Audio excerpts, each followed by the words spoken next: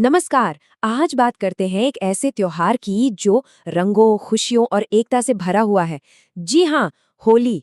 पर पता है, ये सिर्फ रंगों का खेल नहीं है। इसके पीछे तो एक बड़ी गहरी और दिलचस्प कहानी छिपी हुई है। तो चलिए मिलकर इस कहानी को परत दर परत समझते हैं। तो सबसे पहला और बड़ा सवाल यही उठता है कि आखिर हम होली मनाते क्यों हैं? इस रंग बिरंगे जश्न की जड़ें, इसकी शुरुआत कहाँ से हुई? चलिए इसी सवाल का जवाब ढूंढते हैं।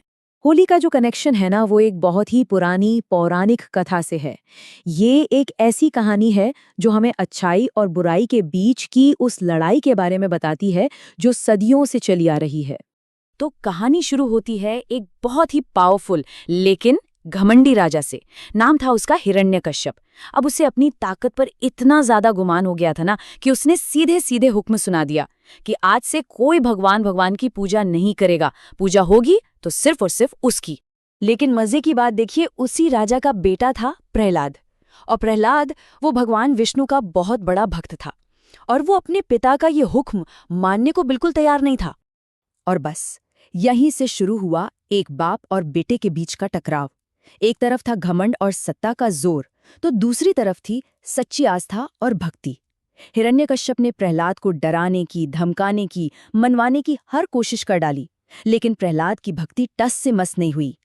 तो जब हिरण्यकश्यप अपनी सारी कोशिशों में फेल हो गया, तब उसने अपनी बहन होलिका से मदद मांगी। होलिका के पास एक बहुत खास वरदान था, उसे आग जला नहीं सकती थी। फिर एक बहुत ही भयानक प्लान बनाया गया।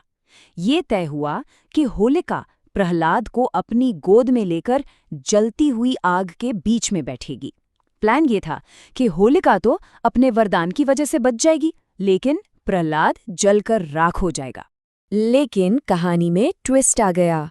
हुआ इसका एकदम उल्टा। जैसे ही होलिका प्रहलाद को लेकर आग में बैठी, भगवान विष्णु की कृपा हुई और प्रहलाद का तो बाल भी बांका नहीं हुआ। और होलिका, जिसको वरदान था कि आग उसे छू भी नहीं सकती, वो खुद ही उस आग में जलकर भस्म हो गई। और जानते हैं, इसी घटना को याद करने के लिए आज भी होली से ठीक एक दिन पहले होलिका दहन किया जाता है। ये इस बात का प्रतीक है, एक रिमाइंडर है कि बुराई चाहे कितनी भी ताकतवर क्यों न लगे, आखिर में जीत हमेशा अच्छाई की ही होती है। तो ये तो थी होलिका दहन के पीछे की कहानी। अब चलिए ये देखते हैं कि ये पुरानी कथा आज के समय में इतने बड़े और खुशियों से भरे त्योहार में कैसे बदल गई। होलिका दहन के अगले दिन होता है असली धमाल, जिसे हम सब रंग वाली होली कहते हैं। यही तो वो दिन है जब सारे गिले शिकवे भुलाकर बस एक दूसरे पर रंग लगाया जाता है। हवा में गुलाल उड़ता है, मिठाइयों की मिठास घुलती है और ढोल नगाड़ों की धुन पर हर कोई नाच उठता है। ये दिन पूरी तरह से खुशियों के नाम होता है। पर होली का मतलब सिर्फ रंग लगाना और मौज मस्ती करना ही नहीं है। इसका एक बहुत गहरा, एक बहुत बड़ा सामाजिक मतलब भी है। और ये लाइन तो सबने सुनी ही होगी, है ना? बुरा ना मानो, होली है। पर ये सिर्फ मजाक में कही गई एक बात नहीं है।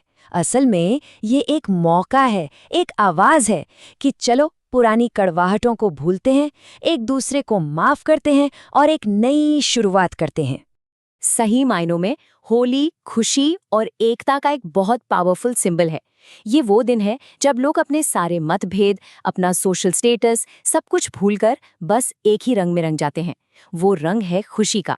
और इतना ही नहीं, होली का त्योहार हमारी प्रकृति से भी जुड़ा हुआ है। ये वसंत के आने का जश्न है, जब चारों तरफ प्रकृति खुद नए नए रंगों से खिल उठती है। तो एक तरह से ये नई उम्मीदों और नई शुरुआत का भी त्योहार है। तो इस पूरी कहानी का सार क्या है? होली हमें एक बहुत ही सीधा साधा लेकिन बहुत जरूरी सबक सिखाती है कि अंधेरा चाहे कितना भी गहरा क्यों ना हो, सच्चाई और अच्छाई की रोशनी हमेशा उसे हरा देती है। और जाते जाते एक सवाल, होली तो साल में एक बार आती है और चली जाती है, लेकिन इसकी जो असली आत्मा है, माफ कर देना, एक होकर रहना, खुशियां बांटना, इस भावना को हम सब अपनी रोज की जिंदगी में पूरे साल कैसे जिंदा रख सकते हैं? सोचिएगा जरूर।